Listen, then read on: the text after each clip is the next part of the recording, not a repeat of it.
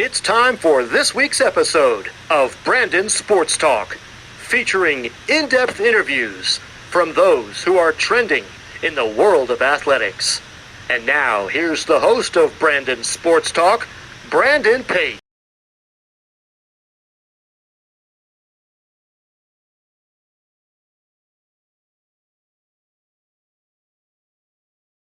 We were good start. Welcome back to Brandon Sports Talk. In today's episode, I have the privilege of interviewing the Gustavus Adolphus College head women's ice hockey coach, Coach Mike Carrolll. How are you doing today? I'm good. It's Carroll. The last name's Carroll, Brandon. Thank you. Can you talk about how you knew that you wanted to get started in coaching in college women's ice hockey? Well, to be honest, it had never crossed my mind. When I went to college and I was growing up as a hockey player, there wasn't an idea that women could play the game of ice hockey. So I wanted to be, going back to my college days, I had a goal. One of my goals was to be a college head coach. And on the men's side at the time, the way those jobs sort of worked was you had to work your way in as an assistant. So I tried to take that track with majoring in park and recreation in college, and emphasized ice arena management. Because a lot of Division I college coaches as assistants were the rink manager as well. Before nowadays they have plenty of full-time assistant coaches. So I was on that track. And over the course of my life, I balanced dabbing into coaching baseball and coaching hockey and running ice arenas until I ended up at Gustavus and did a little bit of all those here at Gustavus. What was that experience like for you getting to play collegiate ice hockey for the Minnesota State Montreal? Minnesota State Mankato? Mm-hmm.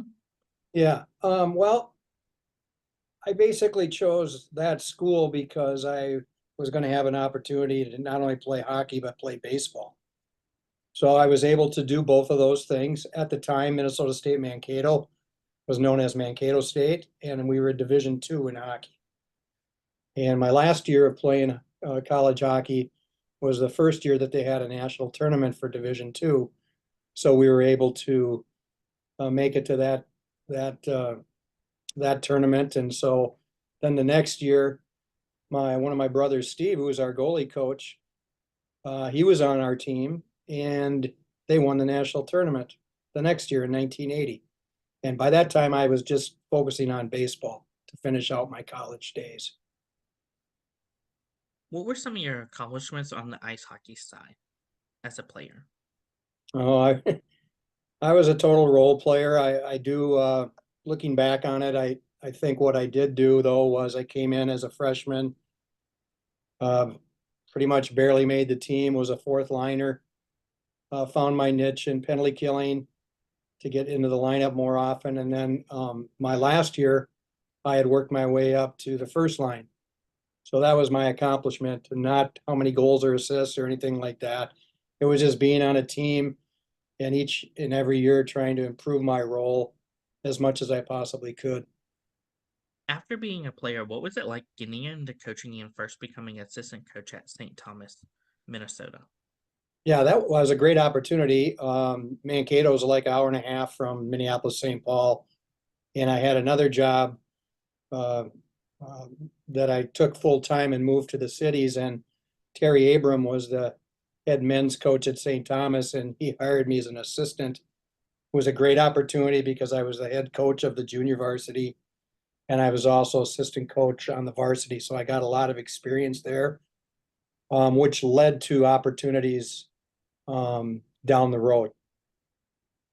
Of course, what was that transition like going from being a high school head coach to getting into college ice hockey as a head coach for Gustavus? Well, I had experience in the past at the college level. Besides St. Thomas, I was able to start the very first men's community college team in Fergus Falls, Minnesota, and I was also the baseball coach there as well.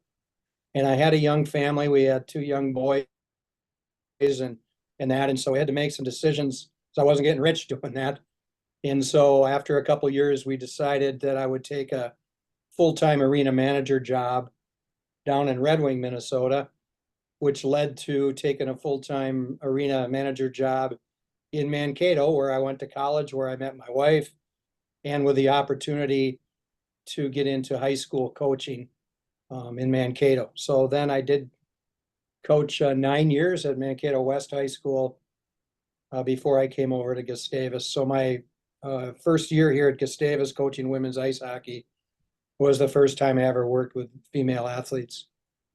What was that feeling like coming over to Gustavus and, as you said, first time working with female athletes? Well, there's a lot of things that go into it. One thing, just like most jobs and opportunities, it's timing is everything.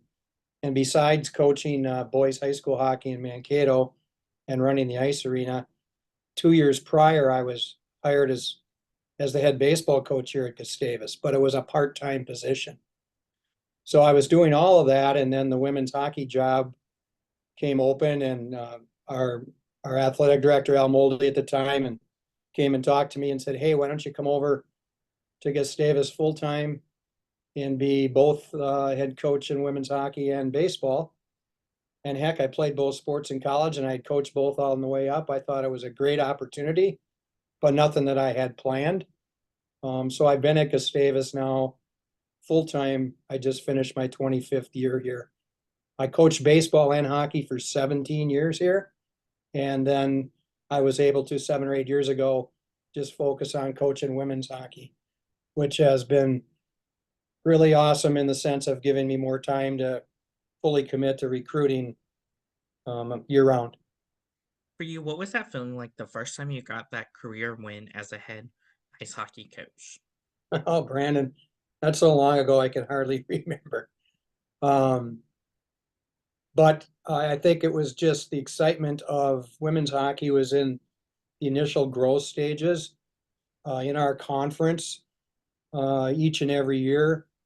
More and more colleges were adding women's ice hockey. So it was an exciting time, especially here in the West, because most of the women's hockey programs at the college level started on the East Coast.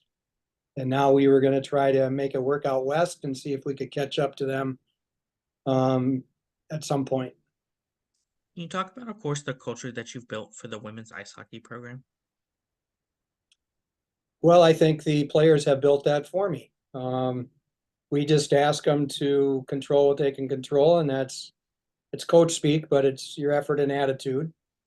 And they come in embracing the opportunity to compete for playing time. And wins come with that. Dedication and a strong work ethic will definitely put your best foot forward. And so now, over years and years and years, and our alumni have laid the foundation, and all the players that do come in know what they're getting into. A program that, if we work hard, we have an excellent chance of winning more games than we lose. What does a typical game day look like for you as a coach versus for your players? Oh, I think that's a little bit different for each. I think the players, of course, they're trying to finish up their week. We play mostly Fridays, Saturdays. So they're finishing up their academic commitments during the mornings and early afternoons on Friday. They get together and have a pregame meal and then come to the rink at about 5 o'clock, 2 hours before the game, and they do a couple activities as a team and then do their own little thing before warm-ups. As far as myself, I have a unique situation here where not only am I the women's hockey coach, I take care of the ice.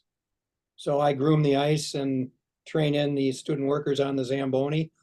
And on game days, I spend a lot of time when I first get to work trying to get the ice in great shape for our games that night. So it's a nice way to relieve some stress and take the focus on the night task ahead and just be ready to roll at 7.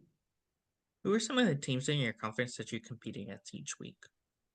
Yeah, there's 10 teams in the Minnesota Intercollegiate Athletic Conference. There's 4 in the metro Minneapolis-St. Paul area: Augsburg, Bethel, Hamlin, St. Catharines. St. Scholastica's up in Duluth area. Concordia Moorhead. It's in the city of Moorhead, Minnesota on the west side. And then St. Olaf is in Northfield. St. Benedict's is in St. Cloud area, and then St. Mary's is in Winona. So all those teams, we play each team twice, home and home, in a season for 18 conference games. St. Scholastica has been in our league as the newest member. They came in when St. Thomas made the jump to Division I. Of course, what is that home game atmosphere like when teams like St. Oliver comes to home versus going away? Well, we draw great crowds here. The atmosphere in our rink is phenomenal. Our student athletes have their student body to support them. They're playing in front of crowds they never imagined when they were growing up in youth hockey and high school hockey. So our place is rocking for most of our home games. And one of the other main reasons that is the case is our rink is right in the middle of campus. As a head coach, what is it like seeing those freshmen put on that uniform for the first time? It's sort of rewarding for me to just see the hard work that they put in and that. And we talk to the high school athletes when they're on the recruiting trail that there's a learning curve when you make that step from high school to college. And some figure it out a little sooner than others. But once they get that sweater on and get on the ice, I think them and their families are pretty proud of the fact that they've worked hard to get to the next level. What is it like getting to see those freshmen score those first hat tricks and those first points in their career? I wish all the freshmen scored hat tricks all the time. No, I'm kidding. Well, it's good because I spend a lot of time coaching the whole team, but sort of my priority is making sure our forwards are ready to roll and our power play is clicking. So when you see the results in the back of the net, it's rewarding as a coach. What is it like as a coach getting to see those seniors put on that uniform for the last time? Well, you're sad, but you're also happy. It's emotional. A lot of tears, but they know that they've done all they can to get the most out of their college career, and it's been really interesting these last couple of years as we've had a number of fifth-year seniors after the COVID years there, and so those athletes have gotten an extra year to participate, and just knowing that they're taking their uniform off for the last time, but they're stepping out into the real world, and most of them are going to grad school or already have a job lined up, and use their college sport to enhance their whole overall college experience. As a coach, what is it like getting to see those players go on into coaching or even going into professional playing ice hockey? Well, I think it's great. I mean, as the years go by, there's getting to be more and more female hockey players who have gone into the coaching ranks, the referee ranks, and have paid their dues to get themselves in a position to take over their own program or be an assistant. And if they're at the top end of the spectrum, going from Division I to the Olympics to the pros, it's just great to see the sport develop like it is. And I've tuned into the pro games, and it looks like for the first year they're doing super good with their crowds. And I think here in Minnesota, our team is getting great support. As a coach, what do you look at in those recruitment process during those process? Yeah, well, quite honestly, the very first thing I look at is how they're doing with their grades. If they're doing very well in their academics in high school, that opens doors for them to get an affordable education, or is it at least as affordable as possible? Because we're Division III, so we don't offer athletic scholarships. So most of the players on our team are getting merit award for having super good grades in high school.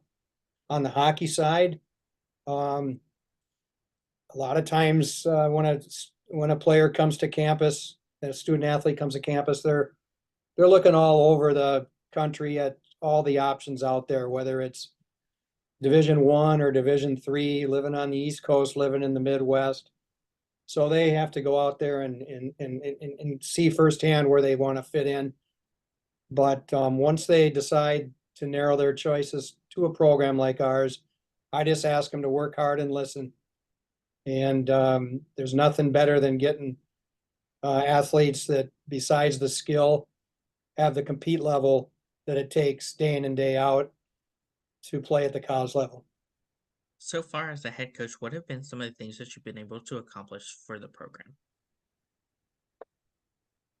I don't know. I haven't thought a lot about that while I'm still working, but we hang our hat on knowing that we're at the top end of our league most years, and that opens doors to get into the NCAA playoffs. Our goal, I've been here 25 years, and our goal is always to win the very last game of the season. And if that all aligns up, you're winning the national tournament. And we did do that once, but we're still trying to each and every year see if we can do that again. So I think it's just a number of things that fall into place, but Gustavus is a really, really easy school to get athletes to look at, to come to, because of our facilities and our academic reputation and our location. What advice would you give those incoming freshmen entering their first year of college ice hockey? Put in the work in the summertime. Come to camp ready to go, because you want to impress your coaches, your new teammates each and every day. One big difference from high school to college is, in our area, most high school programs, they're going to play games on a Tuesday, on a Thursday, and on a Saturday. Whereas the college level, we play mostly Friday, Saturdays. So getting into the habit of knowing that Monday, Tuesday, and Wednesday are work days, and Thursdays are game plan days. The intensity from Monday through late Saturday can be off the charts, but it's a big adjustment than what they are used to. What advice would you give those college players looking to go play professional ice hockey after their playing career? Well, if we always tell people, my dad used to tell me, my mom used to tell me, dream big. If you have a goal to play pro hockey or pro anything, if you put in the time and the opportunity might be there, just do your best, because when you get old, you don't want to have any regrets.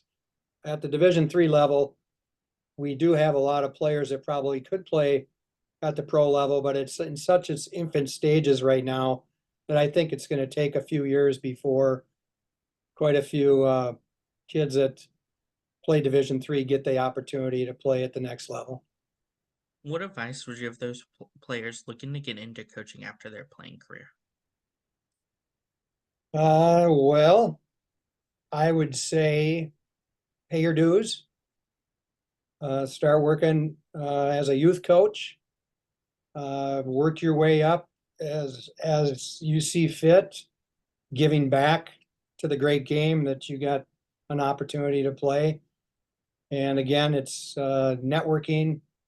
Don't just think you're going to go right to coaching college hockey without doing youth hockey or working a summer camp or working high school hockey. It just takes time, and the right opportunities will open up for you. What advice would you give those future head coaches out there looking to build their own ice hockey program? Ask a lot of questions. Be a good listener. But in the end, you're really not building your own program. You're building the program for the school. So it takes a lot of people to do that. One head coach can't do all that. In my case, I'm lucky. I have 5 assistant coaches, and I have 3 of them that are former players here at Gustavus. So in our situation, I've sort of been lucky. to have those mentors for our young athletes as the years go by for me. And also the other opportunity I've had over the years is to work with two of my brothers on our staff. And so that's rewarding as well. But, just understand you can't do it yourself. And, if you want something bad enough, go get it. That's great advice. Where can my listeners find the program at on social media? You're asking the wrong person for that. You would have to ask one of my younger assistant coaches. I'm not a big social media guy. Thank you again, Mike Carrolll, for your interview, and best of luck in your future at Gustavus as the head women's ice hockey coach. Thanks, Brandon. Thanks for having me. You're welcome. You can find Brandon Sports Talk on Instagram at Brandon Sports Talk, Twitter at Talk_Brandon, and you can find me on YouTube at Brandon Sports Talk. Don't forget to like, comment, and subscribe. Thank you again, Coach, for your interview, and best of luck in your future. Yep, thank you. You've been watching Brandon Sports Talk. Please feel free to like, share, and subscribe to Brandon Sports Talk on social media and on YouTube.